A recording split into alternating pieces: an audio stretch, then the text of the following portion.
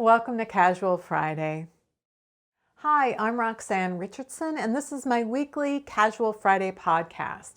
If you would like to jump to a specific point in the video, you can mouse over or tap on the video playback area of your screen where you'll see the chapter titles and direct links to each of those sections, or you can use the time-stamped links down in the video description below. Today I have a couple of tidbits. I want to talk about some works in progress, including my new office that I'm sitting in right now. And I want to talk about setting goals for the New Year's when it comes to crafting. So let's get started. Somebody asked me recently in the comments, I believe, of one of my recent Casual Friday videos, they asked what knitting podcasts do I watch or do I listen to? And the truth is, I don't listen or watch any knitting podcasts. And the main reason is that most of my day really is focused on knitting, and I want to hear about things that I don't know much about. I like to listen to craft-related things. Certainly, I also like to listen to just general interest things as well. So sometimes if I'm just listening to something, I will listen to Radiolab or This American Life, which come from National Public Radio. I listen to those kinds of things. But I found in a recent thread in the Ravelry forum, Loose Ends, somebody had started a thread about podcasts, asking people what podcasts they enjoy listening to. And somebody mentioned one called The Very Serious Crafts podcast. And it's three young women, they're in their early 30s, and they all do a variety of crafts. And by this point, they've done 3 seasons of the show so far, the podcast so far. And by this time, every one of them has published at least one book. When they started, there was one of them who hadn't published a book, but the other 2 had. So it's interesting to me to go through and see what kinds of things they're talking about, because I was a crafty kid. I did embroidery. When I was in 8th grade, I had a pair of overalls that I wore all the time, and I had embroidered just all over them, all kinds of things. I would embroider on them. My brother and I did latch hooking. I tried needlepoint for a while. I did cross stitch at one point. When my niece was born, I was living with my brother and my sister-in-law here in the Twin Cities. I'd just come back from overseas, and my niece was born just a couple of days later. And my sister-in-law had some cross stitch bibs, and I was doing that. I thought, oh, that's really fun. So I've tried a lot of different things over the course of my life. Knitting is the one thing that I do, pretty obsessively. So it's just interesting to me to hear them talk about different crafts, because regardless of what kind of craft you do, there are a lot of similarities between crafters, like the amount of stuff we have and how we have to worry about, are we accumulating too much, and how are we ever going to get this thing finished that's been on our UFO pile, unfinished object pile for 5 years. Is that ever going to get finished?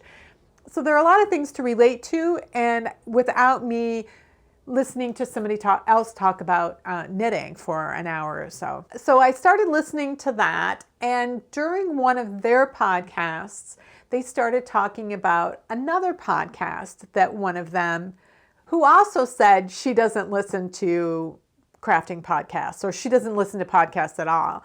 And she said, it seems strange as somebody who hosts a podcast that I don't listen to any podcasts, but which I could relate to. But she was doing something where she really didn't need to listen, and it wasn't like focused on writing, because I'm the same way. If I'm writing or I'm focused on creating video content, like how am I going to do my Technique Tuesday video, like what am I going to teach and how am I going to structure that. I don't want any music. I don't want any voices. I just want to be able to focus. And so she was the same way, but she was doing something where she really needed that sort of background sound. And she found this podcast. It's called Mel Giedroyc is Quilting. So if you're not from the UK, you may not know who Mel Giedroyc is, but if you are a fan of the great British Bake Off, which in the US they call the Great British Baking Show. She is the Mel of Mel and Sue, who were the hosts for the first, I don't know how many series of the Great British Bake Off. So she's the one who's kind of blonde. And I was watching, one of the reasons I've been watching listening to podcasts lately is because normally I stream video. Like I'll find a TV series and I'll just stream that and let one episode play after another while I'm knitting. Because a lot of TV you don't really have to pay much attention to. It's a lot of talking and you can just look up every once in a while. But my daughter had recommended a show to me from the UK called Taskmaster. And they have the first 7 series on a YouTube channel. And I started watching it, and that was the problem, is that I was watching it because it's not a show that you could just listen to. You really need to see what it was doing. And I love that show. And I got through I think in the last series 7, I realized how little knitting I was getting done, and I was making myself wait until the end of the day when I went downstairs, and then I would watch a little bit of it on my iPad, and I would not let myself watch what I was up here. So that was one of the reasons I started listening to podcasts, is because I was not knitting. I was holding my knitting in my lap while I was watching Taskmaster. So Mel Giedroyc, who now has a podcast called Mel Giedroyc is Quilting, she was on Taskmaster in one of like series 3 or 4, something like that. And one of the things that she did, they give these people a task to do, and it's on a folded piece of paper that's sealed with wax. And so they open it up to read the task.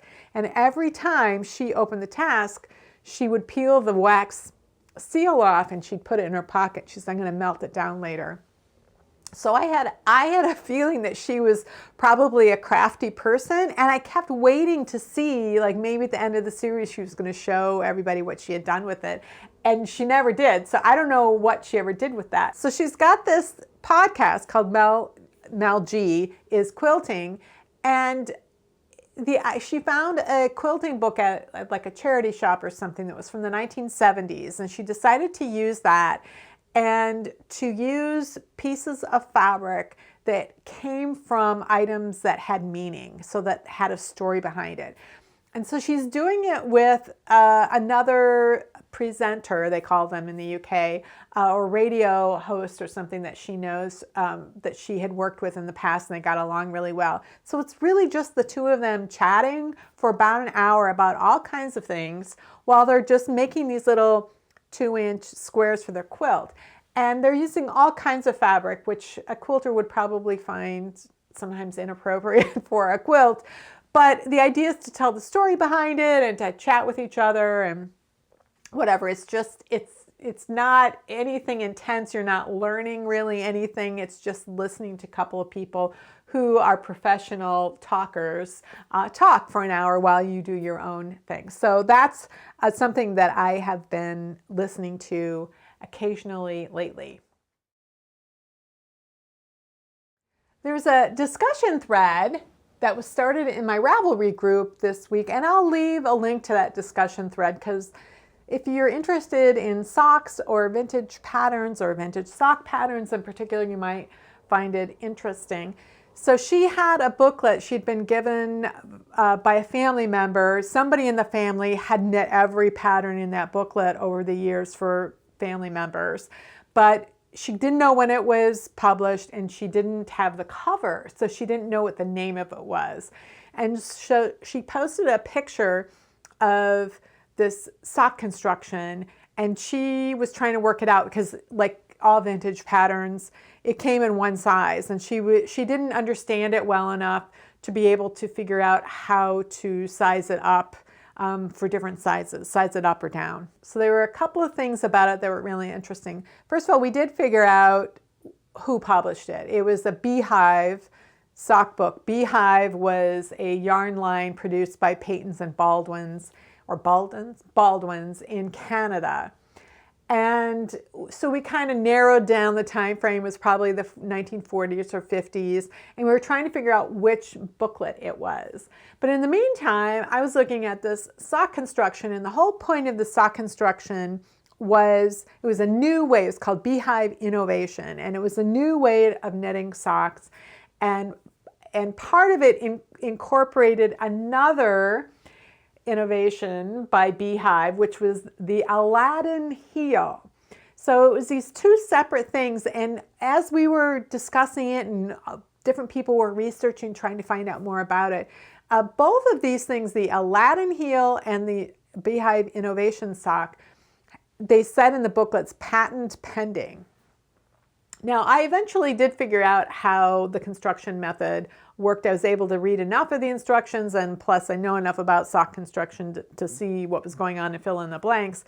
But I did want to know what the booklet was, because I wanted a copy of that booklet, and I needed to know what the booklet was. But one of the things I was really interested in is to find out if they ever actually managed to patent that heel or that sock construction method. I never did figure that out for sure, but I did find a book on Canadian knitting history, and that has been digitized. And they were mentioned, both the Aladdin heel and this Beehive Innovation sock, in that section of the book. So I want to leave the link to the book down below. So if you're interested in Canadian knitting history, you might find that enjoyable to read. Now, the information that they had in that book about how the innovation sock was constructed didn't match up with what I could see in that one particular booklet. But I also noticed that the Aladdin heel, which is a way of easily removing a sock heel in order to reknit it, could be inserted in different ways depending on what the rest of the sock construction was. So it's possible that the innovation sock, that there were actually a couple of different ways that it could be knit. So I will know more once I get my copy of that booklet. And I ordered a second booklet that was published maybe slightly before that I think has just the Aladdin heel in it. So I'm really interested in sock construction of all kinds, even if it's not a sock construction that I would use regularly for myself. I'm just fascinated by seeing the ways that different construction methods sort of evolve and come into fashion and out of fashion. When I get those booklets in the mail, I will share more about that. But in the meantime, I wanted to leave that link to that Canadian knitting history book down below. The other thing I want to mention is that finding ways of constructing socks to make putting new soles on them was not a new idea in the 1950s when they came up with that. They came up with a different way of doing it, but it was something that knitters had tried to solve in the past and would try to solve in the future.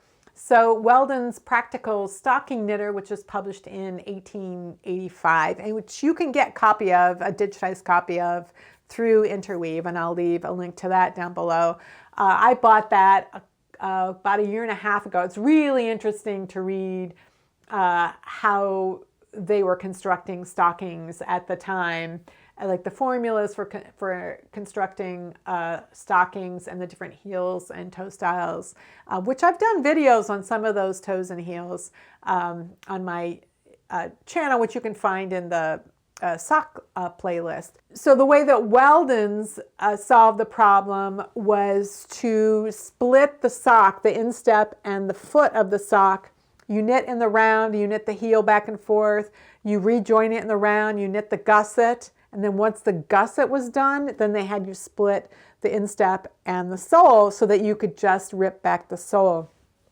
And they recommended using this kind of construction for boys and men who are maybe harder on their stockings. Another method is they're machine knitters, and also some hand knitters will knit what are called 2-needle stockings, so that you start at the top of the cuff, but only for half of the sock, and you knit all the way down to the toe and then back up again and do the front.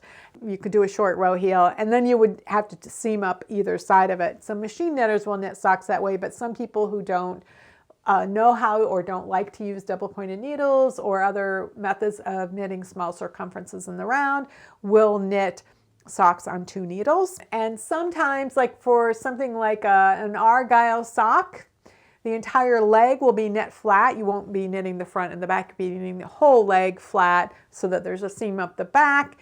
And then you divide up the stitches differently so that you have the heel and the sole and the instep, and you do that until the gusset is done and the instep, like an argyle pattern, like the last pattern on the instep, and then you would join in the round and work the rest of the foot in the round. So there are a lot of different ways of constructing socks, and including knitting them flat for part or all of them, or doing it so that flat so that facilitates sock repairs in the future.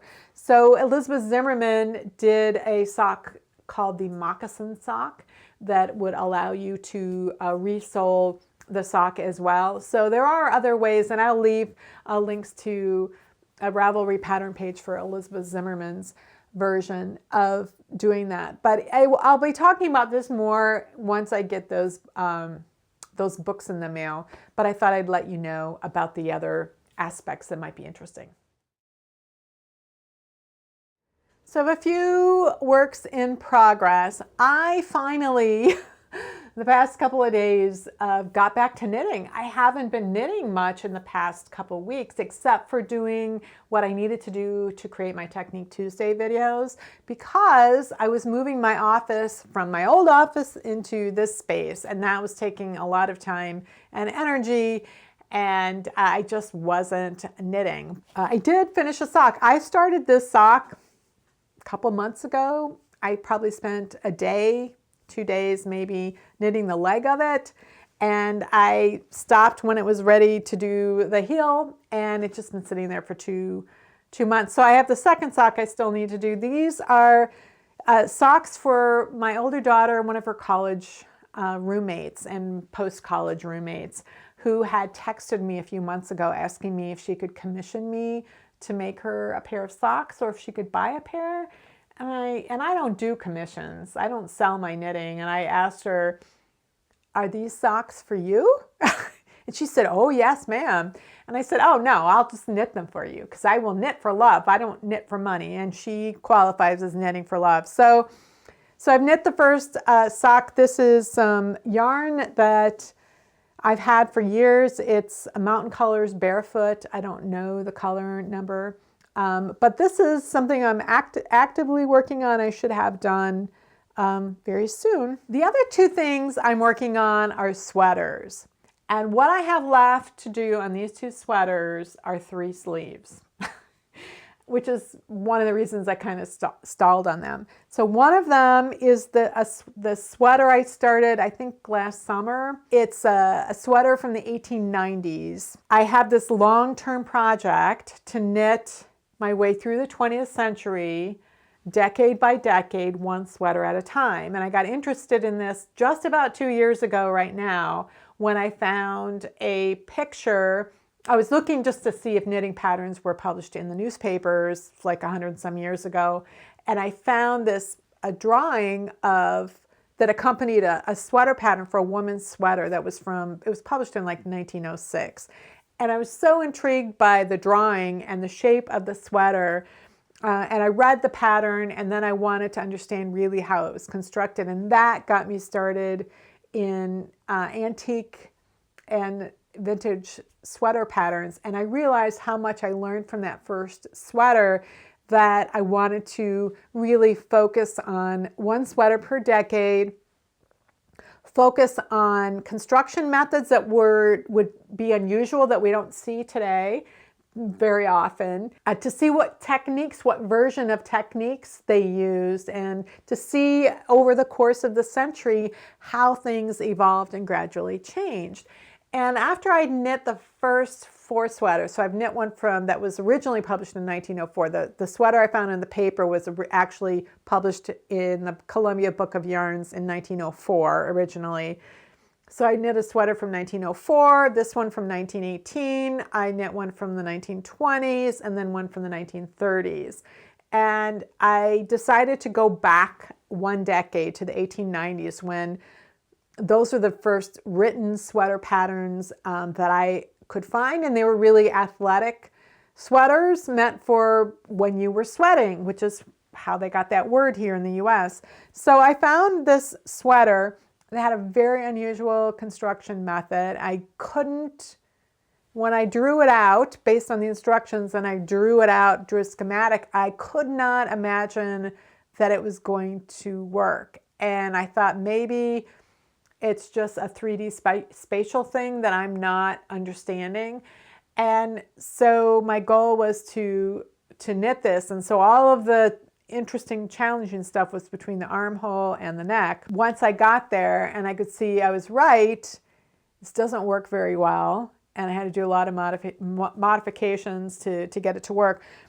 And so then I'd figured out, I'd learned what I wanted to learn, and knitting the other sleeve just wasn't going to be very informative, but I'd still want to complete it.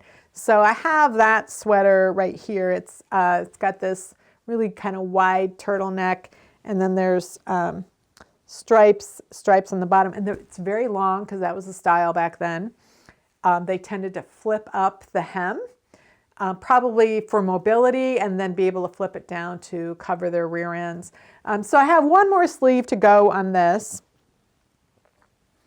And then I have my Aran sweater that I designed about the same time that I discovered vintage knitting. I started designing this sweater, and I was working on it earlier this fall. I got the front knit. So I have 2 sleeves left to go on this, and then of course the neck ribbing. So I think I will be able to finish the 1890 sweater before the end of the year, or very soon into the new year. And then the Aran sweater I will save for Finish It February. So Finish It February is a way to pull out all of your unfinished objects, or UFOs, that you have in bags and bins and boxes all over the house, and actually go through and see what you have and make decisions about whether or not you actually really want to finish those or not. And then just finish as many things as you can in February. And then you get that kind of that weight off your shoulders. Because sometimes for a lot of people, me especially, if I get too many UFOs, I start to feel a little uncomfortable about that. So the first time I did it, it wasn't a Finish It February. It was just, I was reorganizing my office, and I pulled out every single UFO I had, and there was more than 40 of them. And I thought, well, that's about a year's worth of knitting. And except everything's already started. And some things were basically finished, just needed some ends woven in. So I spent that entire year finishing as many things as I could. I think I finished somewhere between 30 and 35 finished things, and I just had a handful left after that. So during that process, somebody had mentioned to me, oh, I just do Finish It February every year. And I thought, oh, that's a great idea. But after doing an entire year of finishing things, I didn't have anything in February that I had accumulated. So I waited until the next year. So I've been doing it every year. And since 2017, I think, is when I did my first actual Finish It February. And I'll be doing it again on my YouTube channel here. So it's something to think about, especially if you know you've got, and you're looking back on the year, what have you completed, what have you not completed, what do you want to do for the next year? You can start thinking about, planning for February to just finish things. And I'll be talking about all the different ways you can approach finishing things either in February or on an ongoing basis. I'll be talking about that more sometime in the next month. So the last work in progress is my office. So I thought I would take you on a little tour, because this view right here is probably not a whole lot different than what you have seen in the past. So I am going to show you what the office looks like right now. It's not completed yet. I still have some things to do and some plans for what I want to do going forward, but I will let you see what it looks like so far. So this is my new office, and you can see this red carpet on the floor. This carpet used to be in my old office, and it filled the entire floor space that wasn't occupied by shelving units. So that was the entire space I had for my desk chair, my recording equipment, everything, walking space to get to the door, everything was in this red carpet. So I wanted to recreate the recording area on that red carpet, but I was able to combine my basement recording area, which I used to do over the overhead recording, along with my face to the camera recording, which I've always done in front of one of these IKEA units. So I'm able to have a much larger table, the table that I had in the basement, but I can use it for recording everything. I just have more room on this table, and it's off center so that when I'm sitting in this chair, I'm centered behind this IKEA case here, because I have some that are white and then some are these, I don't know if that's birch or maple, what color. They don't make these anymore. One of the things I had to do when I moved the furniture, because it wasn't in the same place that it used to be relative to where I'm sitting. So I used to have an IKEA case right next to my desk that I could just reach over. And then to the left of my desk was, my stash was within, a foot or two. So everything is spaced out a lot differently. So I had to figure out how to rearrange everything. So what I've done is I have all of my books, most of my books, I should say, in this unit right here, and just a little bit of yarn at the very bottom. I have some vintage yarn and some super bulky yarn, which I don't use very much, and so I kept it down there. And then I have one bin on the second row, which is actually related to video equipment. And then on this wall, I have leftover yarns in different yarn weights. I have samples and swatches. Those I have to organize. I ran out of bins, and so I had to buy some more, and I have to figure out how I'm going to sort things out. I have little Post-its and everything, because everything's organized in a different way than it used to be, and so I have to keep looking at them when I want to find something. So pretty soon I'll have it all memorized. Then I have my mannequin heads and foot model right there. What I haven't put up yet is I used to have, it's still there in my old office up above. I had a curtain wire that I would hang skeins of yarn from. And so I need to hang the new one up. I have it, but I haven't installed it yet. On this half of the office is where is my desk, obviously. And I also have my reference books and stitch dictionaries are on this bookcase because it's closest to me. It's also where I have needle storage. I made this circular needle storage unit a few years ago. They make something commercially that's very similar, but it didn't have enough different sizes for what I wanted. So I made something myself. I also have my notions there. I went through all of my notions and reorganized them so that it made more sense. And I have a little bin up there where I put things that I don't really use, but I don't want to get rid of in that little bin, and it also helps to keep those books from falling over. On my desk, I used to have tons of double pointed needles and my crochet hooks all in the same jars, and so I separated them out and I reduced the number of DPNs that I have in that jar to the ones I actually use regularly. I'm trying to figure out ways of keeping my desk a little more clear because I am terrible at that. And so one of the things I did was I decided to reorganize how I used this storage area under my desk. I never used to use it for anything knitting related. I've changed that. The bottom two bins, one of them has the yarn that I use when I'm doing swatching for technique videos, and then another one has my works in progress. So if I am working on more than one thing, or I just need to get it off the desk so I can do paperwork, I have a bin right next to me that I can use to stick that away. So I have a worsted weight yarn in those 4 containers over there, and then the rest of my worsted weight yarn, like full skeins, like sweaters worth of yarn, are in those containers right there. And these boxes it's yarn and swatches that I have to sort through.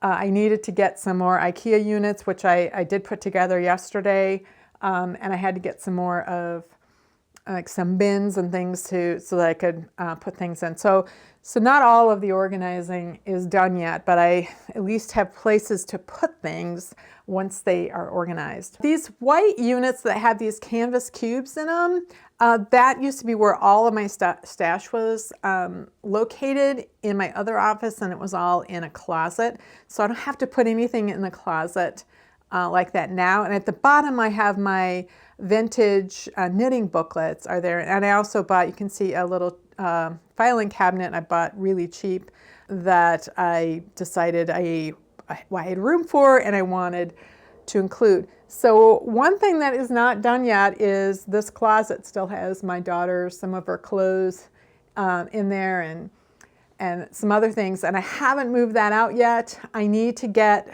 the other room that was my office set up to be her bedroom, and then I can move this stuff out. And that means I will be able to move other craft items that I have in the house that are down in the basement, like my sewing machine and things like that, and I'd be able to store them in this closet. I also have room right here on this floor. If I need to put up temporarily another folding table, I can do that to use my drum carder for spinning or my sewing machine or something like that. So I have room there, and then I have an empty wall here where I can put my knitting related art. So I have a few of my pieces here that I haven't ever been able to hang up, and then I've got one or two that are on the walls of my old office that I can also put on this wall. Every year in December, I look back on what I did in my knitting life, and I think about what were the things that I really enjoyed doing that I want to continue doing. What were some things that I felt like I wasn't as enjoying as much anymore and would like to either stop doing or do differently. And then what kinds of things have I not done before that I would be really interested in pursuing? So for me, ultimately, what I have learned over my life as a knitter is that I need to avoid getting into a rut, and that I really love learning new things about knitting. So it's really important to me to keep the joy in my knitting and to not get in a rut and to keep learning. So those are the kinds of things that I think about. And within the context of all that, in the past few years, I've also thought about what do I want to do differently or new on my YouTube channel. So those are things that are going through my mind right now. So every year I kind of approach this goal setting. Sort of goal setting. It's more like direction planning, like making sure that I'm starting the year heading in a direction that's going to be fulfilling for me, rather than not thinking about it all and just kind of recycling things over and over again, because that's when I'll get into a rut. I also don't force myself to stay on a path that I set out on, because unexpected things always come from my ideas. So 2 years ago, it was right this time 2 years ago when I was thinking about, well, what would I want to do for Casual Fridays? And I had really enjoyed talking about knitting history and my family history and those things, how those things combine. And that was when I went and looked in old digitized newspapers to see if there were knitting patterns published. I just thought, well, that might be an interesting topic for a week at some point, or maybe an ongoing series. I didn't know, because I didn't know what I'd find. What I didn't expect was to get so interested in vintage and antique knitting patterns and knitting manuals and start to actually buy old knitting manuals, because I'd never been interested in vintage fashions, so I had never been interested in recreating those items. But what I discovered was the construction methods were so fascinating, and the techniques that were used were sometimes the same but used differently. And that is what drove me to start this long-term project of knitting a sweater from each decade of the 20th century. So it's always one of these unexpected things where I'm just trying to generate some ideas for the new year when I end up finding something that I don't expect. One of the things that I saw show up in my Instagram feed this morning was somebody who had done something called Make 9 2020. And so what she posted was an image that had 9 squares on it, and each square had a goal that she had set for 2020. And these are supposed to be gentle goals. So there was things like knit something from my Ravelry queue, knit something for the home, knit something from a rare breed. You know, it was just those kinds of things, and that really spoke to me. I'm not sure I want to do the Make 9, but I thought it was a really fascinating idea, and it could be something that you guys might be interested in. I tend to have sort of groups of goals, like one group for my YouTube channel, one for my personal knitting, and then one for sort of my professional knitting, like if there's classes or articles I want to write, or patterns I think I want to publish, that kind of thing, versus what kind of new interesting thing would be really fun to do for me, and then what would be a nice thing to do on my YouTube channel. So I kind of have these 3 groups of things that I'm looking at. I never go back and look at my list. It's usually thrown out within a few weeks. So I never go back and say, oh, you didn't do this, you didn't do this, you didn't do this. I don't do that. I just kind of mentally prepare myself and push myself in a certain direction, and then I see what happens. But I would be really interested to hear what your thought processes are and the kinds of things that you think about, if you do think about these things at the beginning of the year. Like, I know that I'm going to do Finish It February. I love having that at the back of my head, that Finish It February is always there, because it's such a relief to me. When I get sick of a project and I've put it to the side in August, that I know, well, you know, I can finish it in February. And when February comes around, if I look at that thing and I think, oh, I do not want to knit this, then I've made a decision and I'm done with it. But I might fall in love with it again, and then I'll have the completed item and it'll be a weight off my shoulders. The things that I know that I want to explore have to do with sort of knitting adjacent things. They're things that I know something about, but not very much. So I know that there's a lot to learn. They aren't necessarily things that I want to become expert at. I just want to know more about them. Last year, I was planning on knitting a sweater for my daughter. She wanted it in a natural color. So I bought 6 skeins.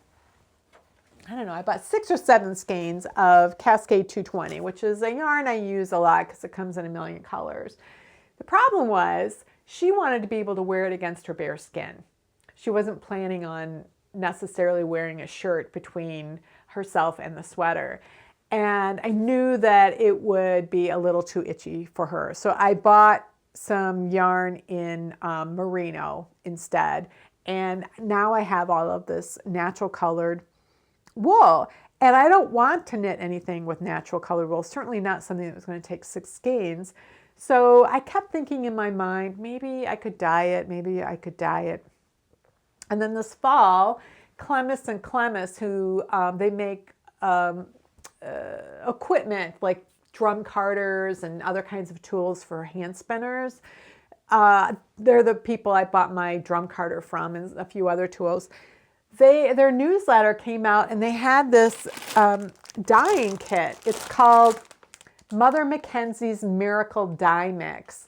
And so Mother Mackenzie, that's Judith Mackenzie. She's a nationally known spinning teacher. And so I bought this dye kit, and I thought, this is perfect. This little pots of different color, and she's got like a little booklet that it's like a recipe book that tells you how to get different colors.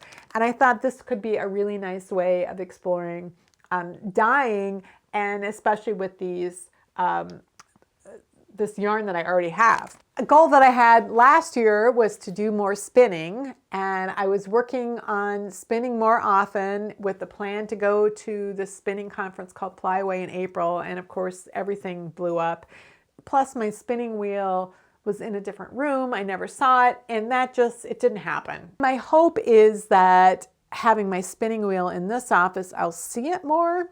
And I also want to just create smaller spinning projects for myself that I can just complete, and so that I can learn more about spinning and then knit a project from the yarn that I've spun. Like, that's one of the things that I want to do this year.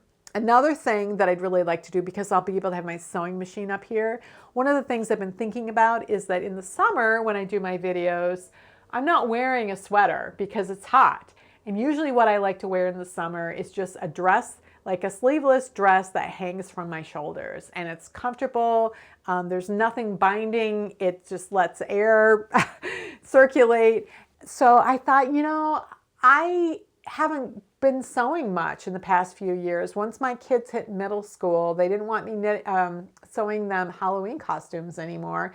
And so I just didn't sew very often. I sewed once in a while, something small, but nothing much.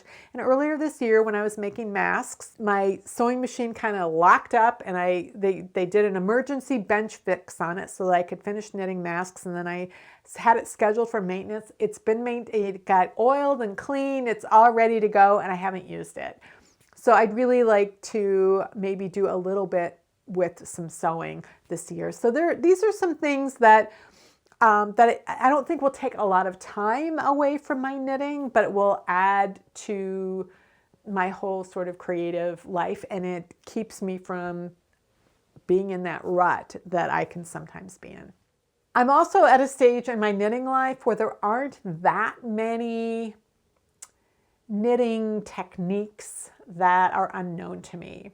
There's always something new, a new way of doing something, or something that's an unusual construction method. That's one of the reasons I've turned to vintage patterns, because the construction methods are different, the shapes are different, and it just teaches me things that I'm not going to learn from contemporary patterns. So I was really delighted when I interviewed Wendy from yarnsub.com a couple of months ago, and I saw that she really was obsessed with shaped intarsia, and I didn't know what that was. So I looked it up before I did the interview with her to find out what it was, and I was amazed and thought it was a really cool way of doing intarsia knitting. I did do a little bit of swatching right after that, just so I could understand what the concepts were and figure out what was going on, but I haven't decided on a project yet.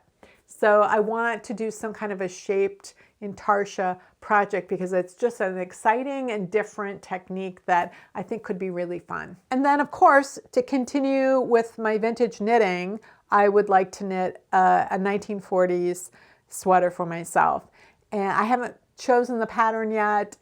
Someone suggested to me a couple of months ago that maybe I could reuse some yarn from a commercial sweater that had a hole in the elbow that I wasn't interested in fixing, and that in the spirit of the 1940s make, do, and mend, I could reuse that yarn and perhaps even dye it and turn that into a sweater. I'm not sure if the yarn weight is going to work with the patterns that I can find for the 1940s, but I might be able to use it for some other 1940s project.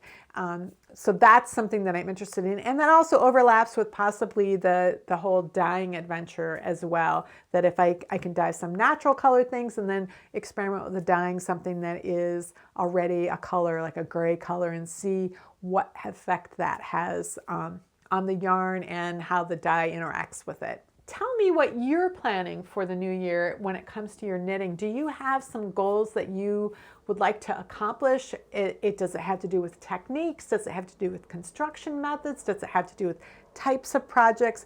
What is it that you are looking forward to exploring next year? Well, that's it for this week's Casual Friday. If you have any comments or questions about today's video, or suggestions for videos you'd like to see in the future, you can leave those down in the comments below, or join the discussion in my Ravelry group, Rocks. Thanks for watching, and I'll see you next week.